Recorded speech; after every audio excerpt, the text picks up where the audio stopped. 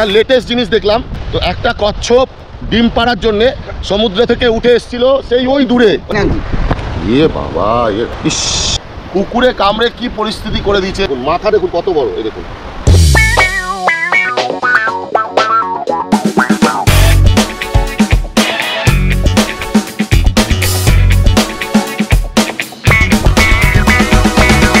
Hello guys, good morning, welcome my god is great blog চ্যানেলে সবাই কেমন আছেন?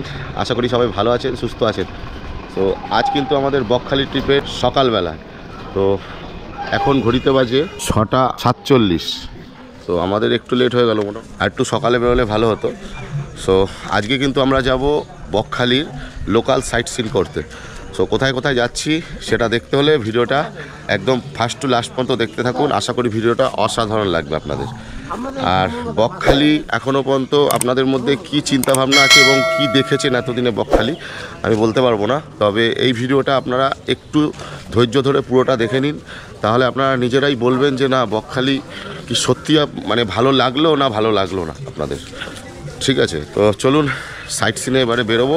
আর সাইট সিন করতে কত কি মূল্য লাগছে, কিভাবে যাওয়া যায় সাইট সিনে, কতটা ডিস্টেন্স, সব কিছুই কিন্তু ডিটেলস থাকবে এই ভিডিওতে।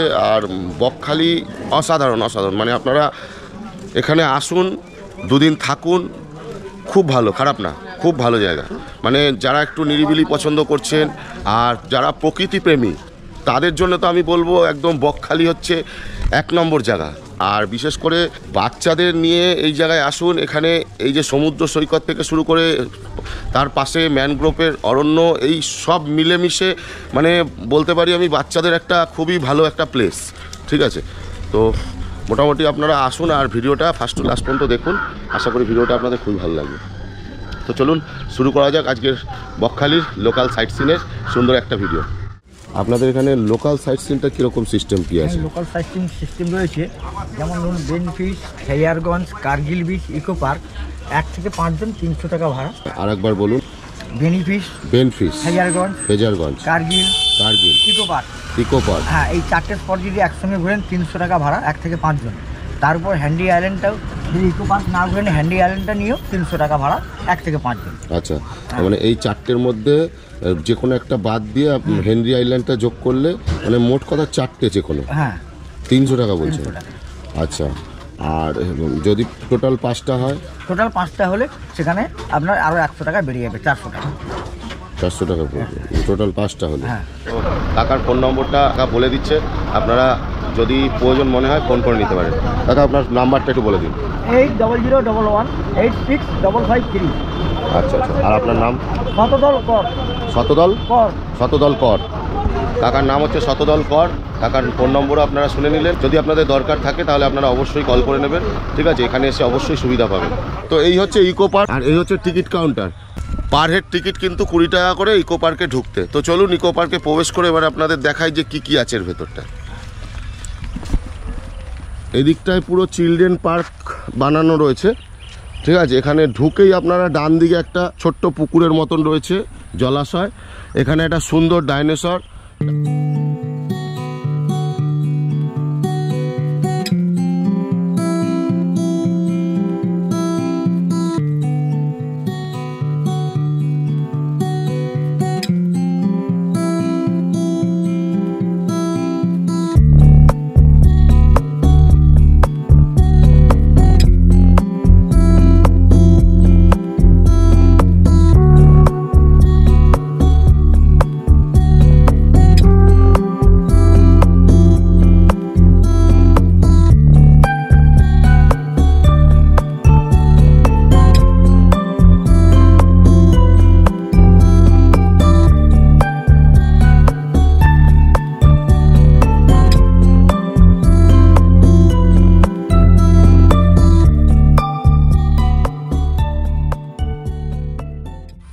এই হচ্ছে ইকো পার্কের ভেতরে আপনারা কিন্তু নাইট স্টে করারও কিন্তু সব ব্যবস্থা রয়েছে। ঠিক, এখানে আপনারা থাকতে পারেন। এরকম দেখুন তাঁবু করা রয়েছে, এইভাবে সুন্দর টেন্টের মতন বানানো রয়েছে। এসি আছে, নন এসি আছে, সব রকম ব্যবস্থা রয়েছে। দেখুন অনেকগুলোই কিন্তু রয়েছে এই ইকো পার্কের এই রিসর্ট। এইগুলো বলতে পারেন এই ইকো পার্ক রিসর্টের এই ভেতরটায় এই ধরনের সব কিছু ব্যবস্থা করা হয়েছে। দেখুন এসি, দেখুন কত সুন্দর সুন্দর এক একটা কটেজ বানানো রয়েছে, মানে দারুণ। আর এইখানে বনফায়ার হয় রাত্রেবেলায়, একটা মায়াবী পরিবেশ তৈরি হয় রাত্রেবেলায়। যারা এখানে আপনারা এসে থাকবেন, এখানে কিন্তু আপনারা বসে দারুণ এনজয় নিতে পারবেন। এই হচ্ছে বকখালির ইকো পার্ক। এই দেখুন কটেজগুলো দেখুন, এই কটেজে দেখুন একদিন একটা রাত কাটানো বা একটা দিন সারাদিন কাটানো কিন্তু মানে দারুণ কিন্তু একটা অনুভূতি। ঠিক আছে, হোটেলে তো আমরা এসে থাকি, কিন্তু এই কটেজে রাত কাটানো, একটা সারাদিন এখানে কাটানো, এটা কিন্তু একটা আলাদা অনুভূতি। আচ্ছা, এই কটেজগুলো কিরকম রেন্ট আছে? কটেজগুলো আমার থাকা খাওয়া নিয়ে আপনার 1400 টাকা আছে। থাকা খাওয়া নিয়ে 1400 টাকা আছে, মানে সব থেকে কম কত আছে এখানে? জঙ্গল টেন্ট। জঙ্গল টেন্ট, জঙ্গল টেন্ট, ওটা হচ্ছে এই 1000 টাকা। 1000 টাকা থাকা খাওয়া দিয়ে? আচ্ছা, সকালবেলার টিফিন থেকে শুরু করে একদম রাতের বেলার ডিনার অবধি, মানে একদম সকালবেলার টিফিন থেকে শুরু করে সব কিছু দিয়ে দুপুরের খাওয়া দাওয়া, রাত্রের খাওয়া দাওয়া কমপ্লিট পুরো প্যাকেজ থাকবে। সবথেকে কম কিন্তু 1000 টাকা। এটা হচ্ছে জঙ্গল টেন্ট করা রয়েছে, মানে ওটা ঝাউবনের একটু ওই সাইডটায় না? হ্যাঁ, ম্যানেজার। আচ্ছা, ওদিকটায় রয়েছে। তো এবারে সিজন ওয়াইজ এটা কমতেও পারে বাড়তেও পারে আর কি, তাই তো? নাকি একই থাকে? না, আমাদের রেট একই থাকে প্রায়, বেশিরভাগ সময় প্রায় একই থাকে। এবারে সিজন ওয়াইজ কিছু বাড়লেও বাড়তে পারে। এই মুহূর্তে তো এই মানে এই রেডি চলছে। ভালো কটেজগুলো 1400 টাকা, আর জঙ্গল টেন্ট যেটা বললো সেটা হচ্ছে 1000 টাকা। মানে সব কিছুই কিন্তু একদম মাথা পিছু সকাল থেকে রাত অবধি প্যাকেজ, পুরো খাওয়া দাওয়া একদম সঙ্গে, মানে সাথে উইথ খাওয়া দাওয়া একদম। ঠিক আছে, আর খাওয়া দাওয়া দারুণ, এলাহি খাওয়া দাওয়া সব কিছুই থাকবে, মাছ থেকে শুরু করে মাংস সব রকম কিন্তু আইটেম কিন্তু থাকবে খাওয়া দাওয়ায়। তো যাই হোক, এই হচ্ছে ইকো পার্ক। তো চলুন নেক্সট গন্তব্যে যাওয়া যাক। নেক্সট গন্তব্য আমাদের বকখালির ফেজারগঞ্জ।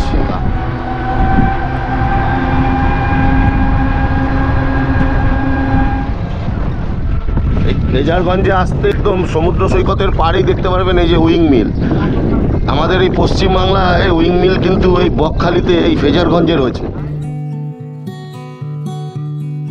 এই হচ্ছে ফেজারগঞ্জের সমুদ্র সৈকত। প্রথমে আপনাদের দেখাই ফেজারগঞ্জ নাম এই জায়গার কেন হয়েছিল, যেই কারণে এই জায়গার নাম হয়েছিল ফেজারগঞ্জ।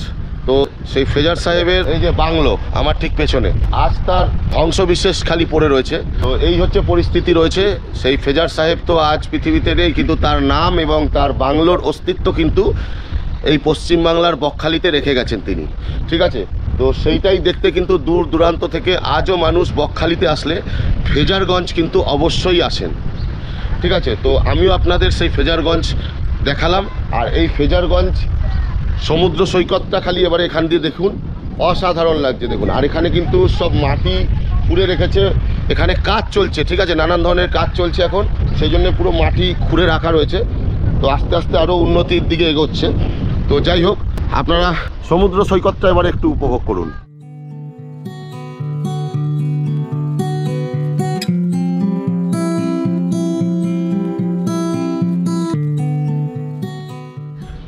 ফেজারগঞ্জে এসেই কিন্তু আপনারা সবার আগেই কিন্তু এই মহাদেবের মন্দির, এই হচ্ছে মা গঙ্গা বসে আছেন ভেতর দিকে। খুব সুন্দর একটা মন্দির। এই ফেজারগঞ্জে আসলে কিন্তু আপনারা এই মন্দিরের দর্শন কিন্তু অবশ্যই করতে পারবেন। ফেজারগঞ্জ থেকে কিন্তু এখন আমাদের টোটো রওনা দিয়ে দিল। এখন এখান থেকে আমরা যাব কার্গিল বিচ।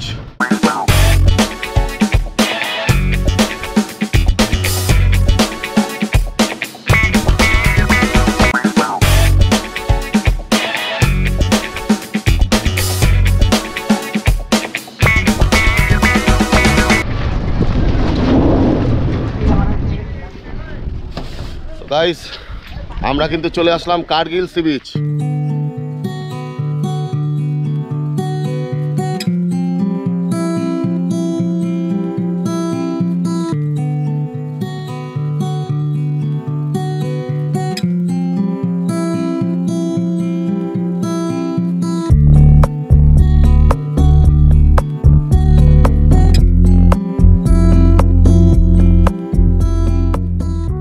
এই হচ্ছে কার্গিল সি বিচ। মানে কার্গিল সি বিচ কিন্তু মানে অসাধারণ সি বিচ। এখানে অ্যাকচুয়ালি বিকালবেলায় সানসেট হওয়ার টাইমে যদি আপনারা আসেন, সব থেকে বেস্ট টাইম, মানে এখানে সূর্যাস্তটা এত সুন্দর লাগে দেখতে, মানে আমাদের তো সেই সময়টা হয়ে উঠলো না বিকালে আসার, তো আমরা সকালে এসে পৌঁছালাম। তো চলুন এবারে এখানে একটা লেটেস্ট জিনিস দেখছি, সেটা আপনাদের দেখাই।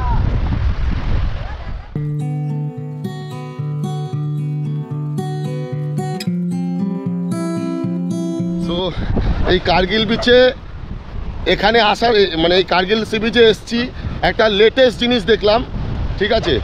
তো একটা কচ্ছপ ডিম পাড়ার জন্যে সমুদ্র থেকে উঠে এসছিল সেই ওই দূরে, ওই সাদাবালির বিচ, কার্গিল বিচের ওই দূরে যে সাদাবালির বিচ রয়েছে ওই দিকটায়, ওই ঝোপের ওই সাইডটায় সমুদ্র থেকে এসছিল ডিম পাড়ার জন্যে, বেশ বড় সড়ো একটা কচ্ছপ। কিন্তু জল যখন কমে গেছে সে ওখান থেকে আর ফিরতে পায়নি, কুকুরে তাড়া করেছে, তো প্রাণ চলে গেছে। তো তাকে এখন সমুদ্রে মনে হয় ছেড়ে দিচ্ছে, তো জানি না কি করবে, তো সেটা আপনাদের একটু দেখাই। কচ্ছপটা বিশাল বড় সাইজ। এ রাম, এই দেখুন কত বড় একটা কচ্ছপ ডিম পাড়তে এসেছিল, দেখুন মরে গেছে।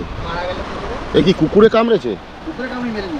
এ রাম, কুকুরে কামড়ে মেরে দিয়েছে, দেখুন। এ রাম, অনেক বড় কচ্ছপ। একটু একটা পড়ে আছে ভাই, এ বাবা, এ ইস, আরে কি সুন্দর, সব বাইরে বেরিয়ে রয়েছে। আহারে আহারে, দেখুন কত বড় একটা কচ্ছপ, কুকুরে কামড়ে কি পরিস্থিতি করে দিয়েছে। এই যে এই যে এইগুলো এইগুলো এইগুলো সব, এইগুলো সব। এই তোরা কি রে, কুকুরে কামড়ে এত বড় একটা কচ্ছপ, দেখুন। এই দেখুন মাথা, দেখুন কত বড়, এই দেখুন, এই দেখুন হা করে রয়েছে, এই দেখুন কত বড়। কুকুরে কামড়ে পুরো মেরেই ফেললো এত বড় একটা কচ্ছপ কেস। একটা ডিম অলরেডি পেরেছে ওখানে, সেই ডিমটাও আমি চেষ্টা করছি আপনাদের দেখানোর। এটা কি সমুদ্রে ছেড়ে দেবেন? না, মরে গেছে তো, সমুদ্রে ভাসিয়ে দেবেন, কিন্তু ও তো আবার রিটার্নই চলে আসবে। রিটার্ন এসে এরা খাবে আর গ্যাস হচ্ছে বলে গন্ধ বেরিয়ে গেছে তো, আবার সমুদ্রে ছেড়ে দিচ্ছে, মানে মৃত হয়ে গেছে, সমুদ্রে ভাসিয়ে দিচ্ছেন আর কি, কিন্তু আবার তো এদিকে চলে আসবে। এই যে দেখুন আবার এসছে ওনাকে। এই ডিমটা কোথায় আছে দাদা? ওইখানটায়। এই কচ্ছপটা যে এসছিল ডিম পেরেছে একটা অলরেডি, তারপরে ওকে মার্ডার করে দেওয়া হয়। এই যে সব মার্ডাররা এখানে ঘুরে বেড়াচ্ছে, এই যে মার্ডাররা সব, এই এরা সবাই মিলে ওকে মার্ডার করেছে, ঠিক আছে। তো এদের বিরুদ্ধে কি হবে, শাস্তি কি হবে এদের, আমি তো এটাই বুঝতে পারছি না। এদের বিরুদ্ধে কি কোনো অ্যাকশান নেওয়া হবে আপনারা বলুন তো। সরি, দুঃখের বিষয় ডিমটা দেখানো গেল না, কারণ এত দূর হেঁটে আস্তে আস্তে কাক অলরেডি ডিম ঠোকর মেরে নিয়ে চলেও গেছে ভেঙে। এইরকম একটা সাইজের ডিম, 2-3টে কাক একসাথে যদি অ্যাটাক করে, সেই ডিমের কিছু থাকে? সরি, দেখাতে পারলাম না গাইস। দূর দূরান্ত বালিয়াড়ি আর বালিয়াড়ি, আর এদিকে সুদূর সমুদ্র। চলুন এবার এখান থেকে রওনা দিই বেন ফিশের উদ্দেশ্যে।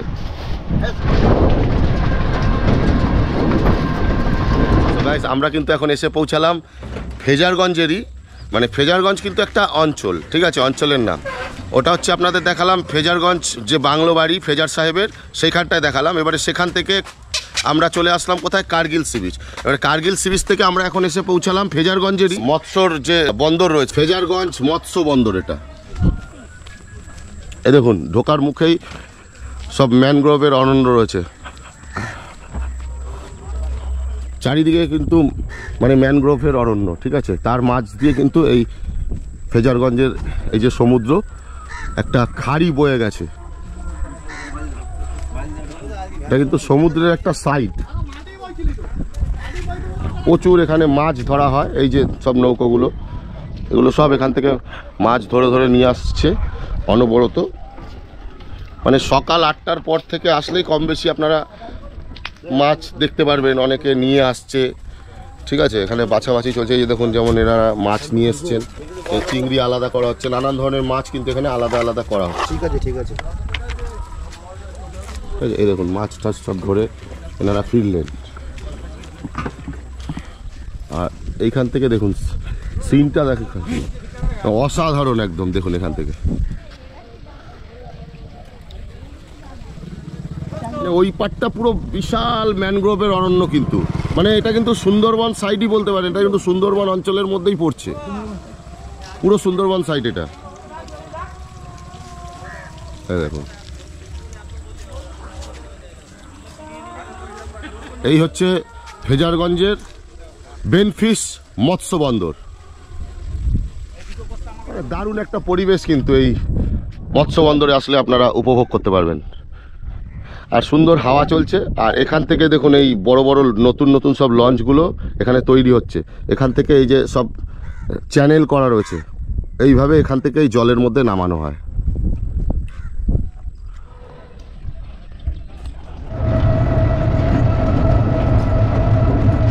এখন আমরা যাচ্ছি হেনরিস আইল্যান্ড। হেনরিস আইল্যান্ডে যেসব ফিশারি আছে ওগুলো মাছের চাষ করতে হয়, ওটা ছাড়তে হয়, খাবার দিতে হয়, সব কিছু এগুলোই খাবার দিতে হয়।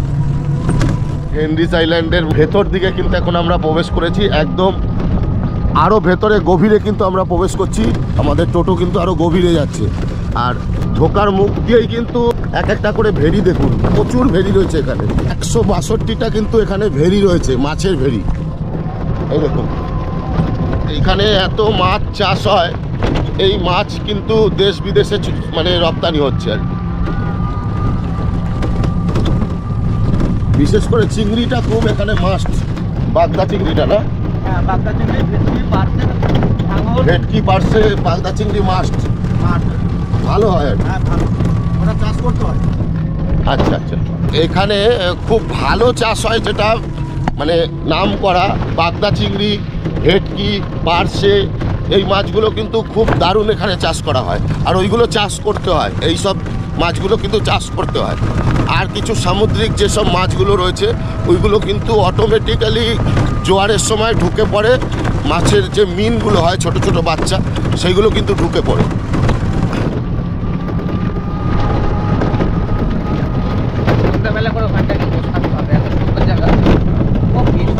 টোটো আস্তে আস্তে এই দুর্গম পথ দিয়ে এগিয়ে চলেছে।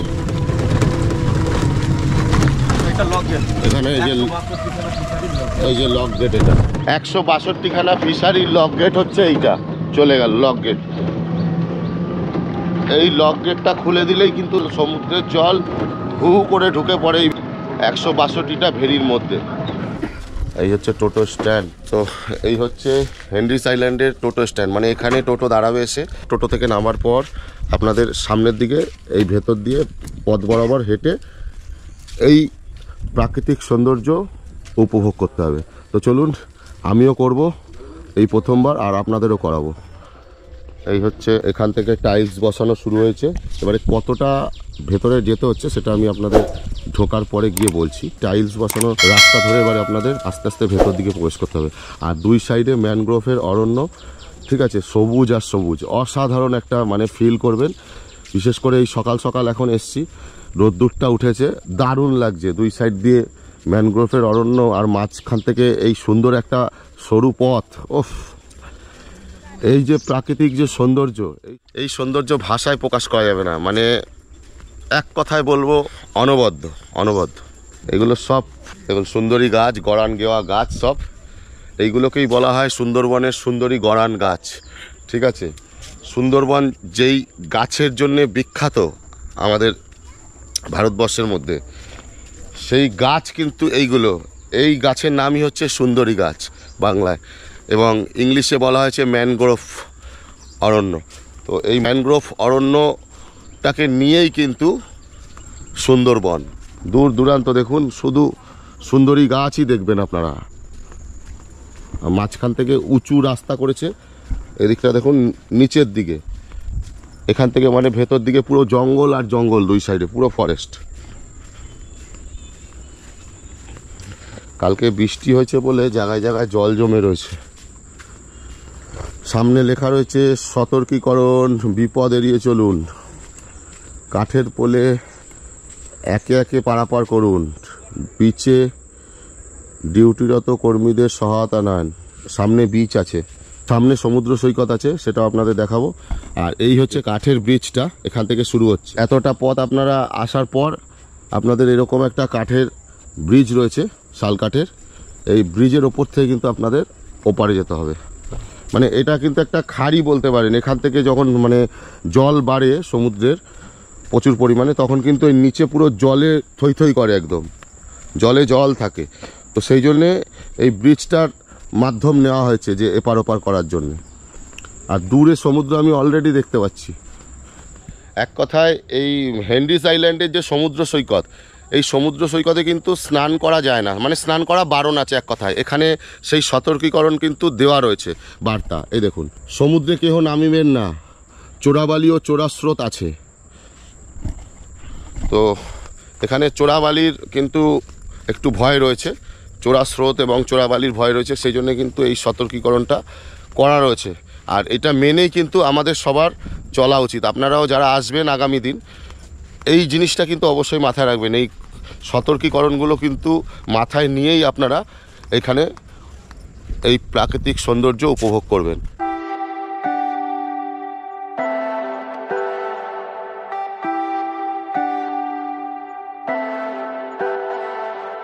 Leave me, baby, don't wanna fall again.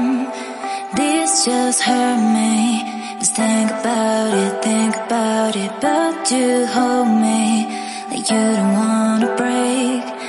I need some space. Just think about it, Maybe separate is better. I will love you till forever.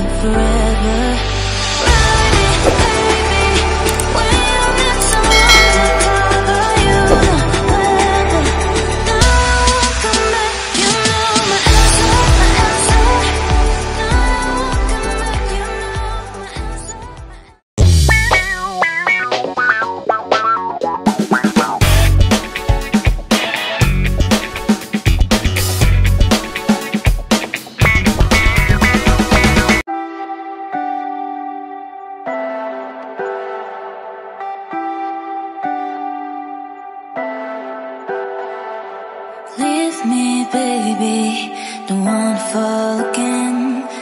This just hurt me. Just think about it,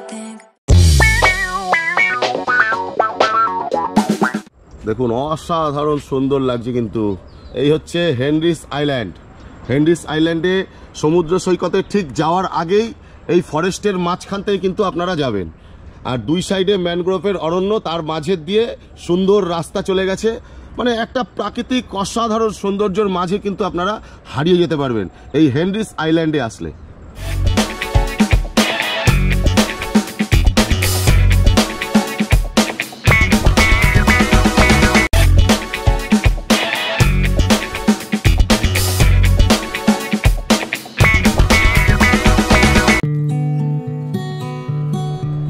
দূর দূরান্ত বালি আর বালিয়াড়ি, দেখুন বালিয়াড়ির বিশাল sea beach, আর এদিক দিয়ে দেখুন ম্যানগ্রোভের অরণ্য। আর এই mangrove অরণ্যের ধার দিয়ে দেখুন সমুদ্র কিভাবে বয়ে গেছে। অসাধারণ লাগছে কিন্তু সৌন্দর্যটা দেখুন। আর সূর্য উঠেছে, সূর্যের কিরণটা পড়েছে একদম সমুদ্রের জলের ওপরে, দেখুন চকচক করছে, একেবারে দারুণ লাগছে, অপূর্ব দৃশ্য।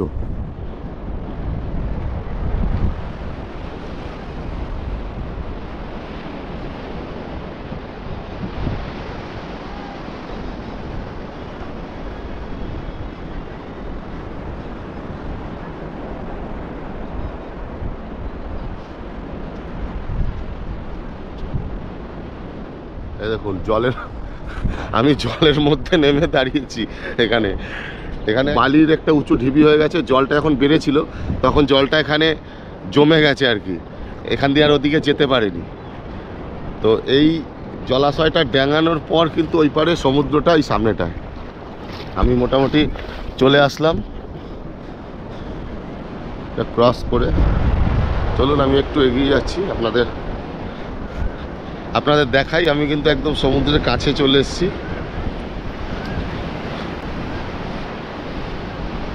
এখানে সাবধানতা রয়েছে, স্নান টান করা, সমুদ্রে নামা যাবে না।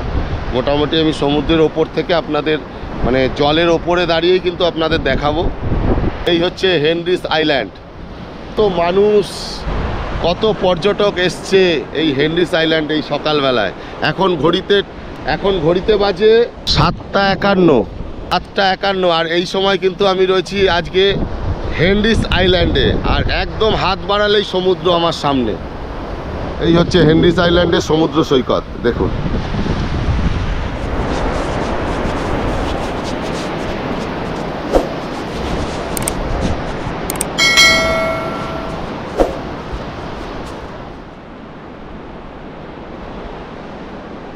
ক্যাপচার করছেন। আর বিশেষ করে লাল জবা ফুলটা মানে দারুণ লাগছে, দারুণ।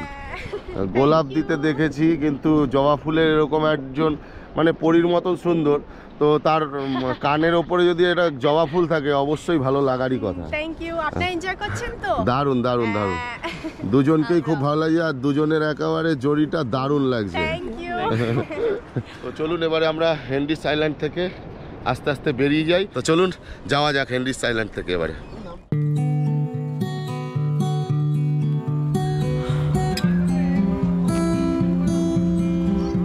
এই হচ্ছে হেনরিস আইল্যান্ডের গভীর অরণ্যের মাঝে কিন্তু আমি এখন হারিয়ে গেছি।